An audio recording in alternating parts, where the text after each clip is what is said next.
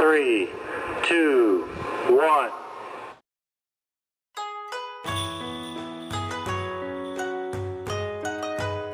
Assalamualaikum warahmatullahi wabarakatuh. Saya Batrisya Aldi Salsabila dan rekan saya Titi Ulfitasari akan menyampaikan materi tentang karir dalam perspektif multikultur, gender dan aspirasi karir. Osipov dan Fitzgerald mengungkapkan bahwa gender memberikan pengaruh yang paling kuat di antara variabel lain terhadap perilaku vokasional. Nah, perbedaan aspirasi karir berdasarkan gender sangat ditentukan oleh pandangan stereotip budaya antara laki-laki dan perempuan. Misalnya, perempuan diyakini secara umum memiliki sifat yang peduli, memelihara atau merawat, memiliki kepekaan sosial serta ekspresif secara emosional. Nah, senada dengan penjelasan Broverman yang menggambarkan laki-laki dengan sifat yang ambisius, independen, logis, objektif, percaya diri, aktif, dan tegas. Apa itu stereotip? Nah, stereotip merupakan bagian warisan budaya yang dipelajari ketika pada saat tahapan kehidupan awal, lebih sering sebelum individu memiliki kemampuan untuk menolaknya. Penelitian tahun 1970 mengenai gender dan aspirasi karir menunjukkan bahwa anak perempuan memiliki aspirasi karir yang lebih terbatas dibandingkan anak laki-laki. Nah, anak perempuan lebih sedikit memiliki kategori pekerjaan yang dapat dimasuki. Sebuah penelitian mengenai aspirasi karir dilakukan oleh Tirch dan kawan-kawan pada tahun 1999 terhadap 949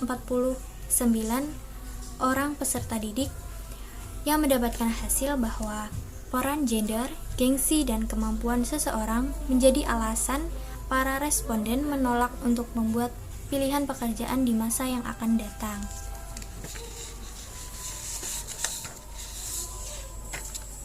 Penelitian terbaru adalah penelitian yang dilakukan oleh Dinila dan kawan-kawan tahun 2014 mengenai minat karir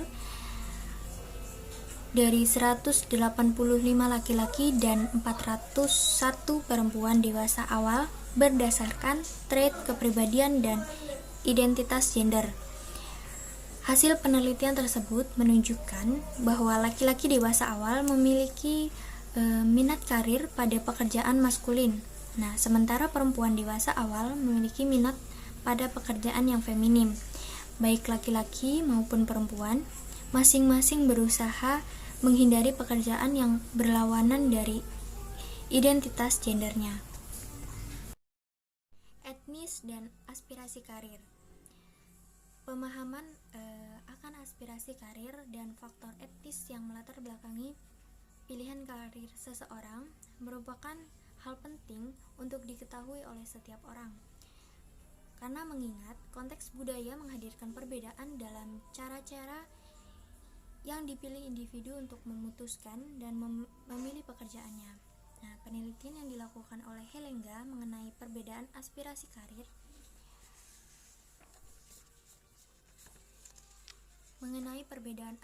karir antara Afro-Amerika dengan Eropa-Amerika. Diperoleh hasil bahwa Afro-Amerika memiliki aspirasi karir yang lebih rendah dibandingkan dengan orang Eropa-Amerika. Penelitian lain dilakukan oleh Rijkersma dan kawan-kawan tahun 2010 yang juga menunjukkan ras atau etnisitas mempengaruhi aspirasi karir individu dalam bidang sains dan matematik. Nah, laki-laki kulit putih memiliki aspirasi karir yang lebih tinggi dalam bidang sains dan matematik dibandingkan perempuan kulit putih dan Hispanik. Laki-laki kulit hitam memiliki aspirasi karir yang sama dengan laki-laki kulit putih dalam bidang sains dan matematik, namun memiliki perbedaan yang yang cukup besar dalam pencapaian karirnya. Penelitian di Indonesia mengenai perbedaan aspirasi karir berdasarkan etnisitas juga menunjukkan hasil yang kurang lebih sama. Amin dan kawan-kawan tahun 2014 dalam penelitiannya mendapati adanya yang menjadi subjek penelitian. Dalam penelitiannya mendapati adanya perbedaan yang signifikan terkait orientasi karir pada dua etnis yang menjadi subjek penelitian, yaitu etnis Jawa dan Tionghoa. Siswa keturunan Tionghoa memiliki rata-rata orientasi karir yang lebih tinggi dibandingkan dengan siswa keturunan Jawa. Nah, jika dilihat dari tiap aspek orientasi karir, siswa keturunan Tionghoa itu lebih unggul pada aspek perencanaan karir dan aspek informasi dunia kerja. Nah, sedangkan siswa yang keturunan Jawa itu lebih unggul pada aspek eksplorasi karir dan aspek pengambilan keputusan karir. Hofstede menemukan 5 dimensi yang menjelaskan keterkaitan karir individu dengan etnisitasnya dalam kelompok masyarakat dengan keragaman budaya yang tinggi. Yang pertama, power distance. Dimensi di mana para pekerja yang berasal dari kelompok minoritas tidak memperoleh kesempatan yang sama dalam pekerjaannya karena keminoritasannya. Yang kedua, uncertainty avoidance. Dimensi di mana budaya membiasakan masyarakatnya untuk merasa nyaman atau tidak nyaman dengan situasi-situasi yang tidak terstruktur. Yang ketiga, individualism versus kolektivisme. Nah, seberapa jauh individu diharapkan untuk mandiri atau tetap bergabung bersama kelompoknya, misalnya tetap bersama dalam lingkungan keluarganya. Nah, C. Kelas sosial dan aspirasi karir. Umumnya, masyarakat dibagi atas golongan-golongan tertentu yang disebut sastra sosial atau kelas sosial. Dasarnya, hampir semua masyarakat memiliki beberapa bentuk kelas sosial. Menurut Sumarwan, mendefinisikan kelas sosial adalah bentuk dari pengelompokan masyarakat ke dalam kelas atau kelompok berbeda. Pengelompokan umumnya berdasarkan kepemilikan harta benda yang bersifat material. Menurut Coulter Armstrong, kelas sosial adalah pembagian masyarakat yang relatif homogen atau bercampur dan permanen yang tersusun secara hierarkis atau memiliki kepemimpinan dan yang anggotanya menganut nilai-nilai, minat, dan perilaku yang serupa. Kelas sosial yang dimaksud di dalam kajian dibagi menjadi 3 sastra sosial, yaitu kelas atas, kelas menengah, dan kelas bawah.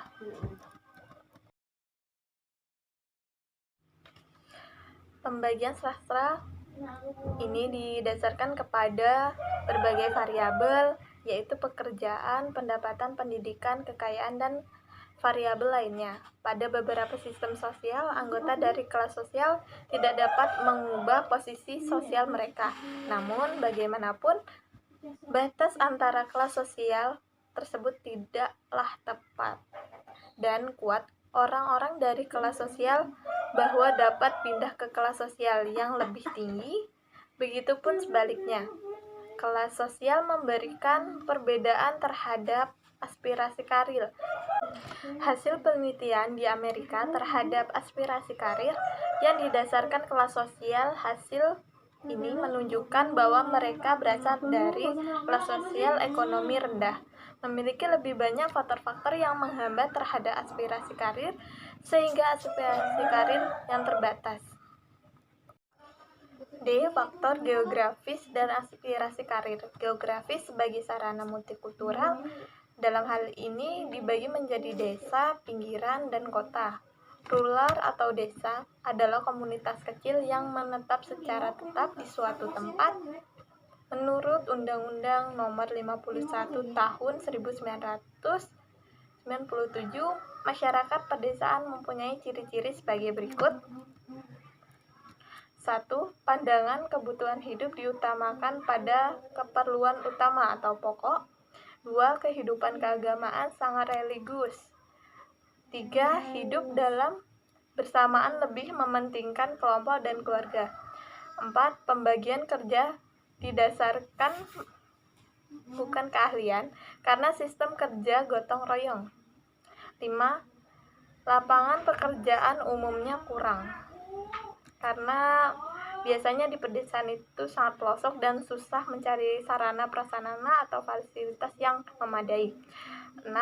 Jalan pikiran orang biasanya lebih praktis, lebih mementingkan pada kekerabatan. 7. Perubahan sosial cenderung lebih lambat karena masyarakat tertutup terhadap pengaruh luar.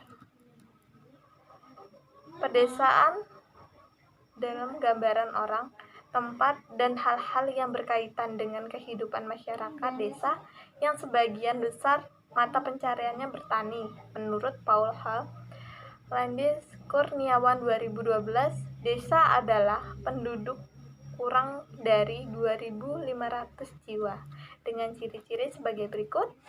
1. Mempunyai pergaulan hidup yang saling mengenal antar ribuan jiwa.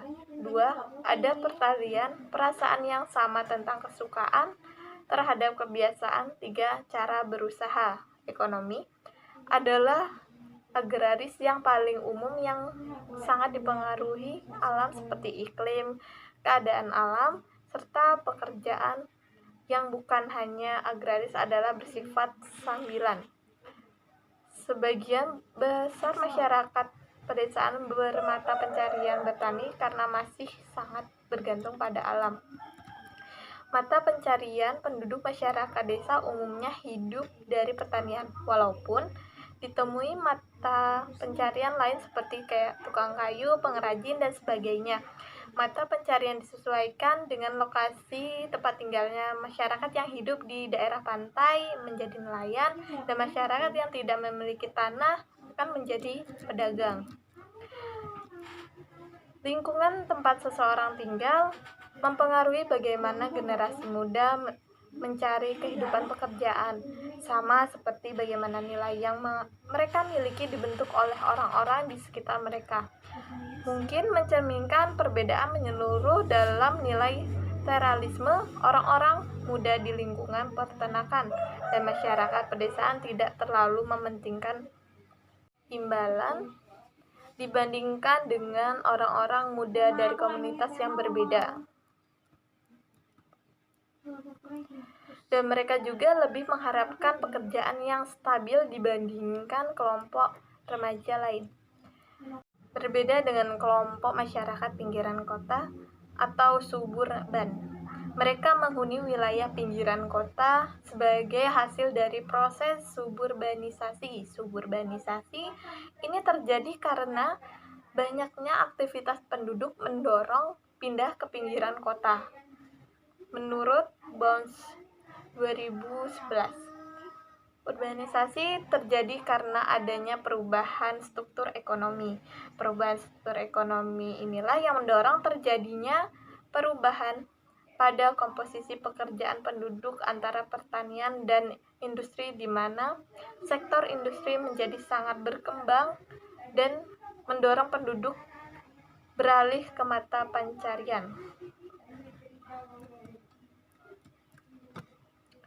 Menurut Ershanti 2011, dalam penelitiannya, generasi muda di wilayah suburban cenderung pada transformasi mata pencarian di bidang pertanian ke non-pertanian. Masih menurut penelitian Ershanti, sebagai bentuk diversifikasi mata pencarian di wilayah suburban adalah pedagang, sementara masyarakat kota atau urban memiliki karakteristik yang berbeda, yaitu 1.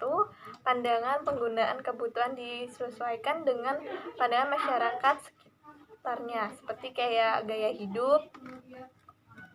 2. Kehidupan keagamaan berkurang karena cara berpikir yang rasional.